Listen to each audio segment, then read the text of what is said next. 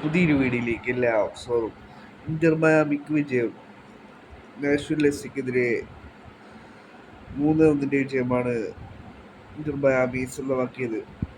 Lionel Messi 2 ഗോളുകൾ സ്വന്തമാക്കി. ശേഷിക്കുന്ന ഒരു ഗോൾ സ്വന്തമാക്കിയത് ഹാലൻഡ് ആയിരുന്നു.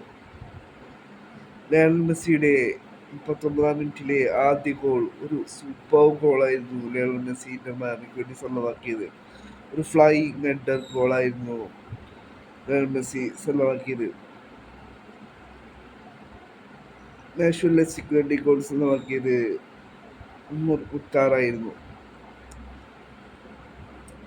മത്സരത്തിൽ ലയണൽ മെസ്സി രണ്ടാമത്തെ ഗോൾ സ്വന്തമാക്കിയത് നാഷണൽ മെസ്സിയുടെ ഗോൾ കീപ്പറിന്റെ മിസ്റ്റേക്കിൽ നിന്നാണ്. രണ്ടാമത്തെ ഗോൾ ലയണൽ മെസ്സി സ്വന്തമാക്കിയത്. ഫസ്റ്റ് ഗോൾ സൂപ്പർ ഗോൾ ആയിരുന്നു ലയണൽ മെസ്സിയുടെ ഭാഗത്തു നിന്നും വന്നത്.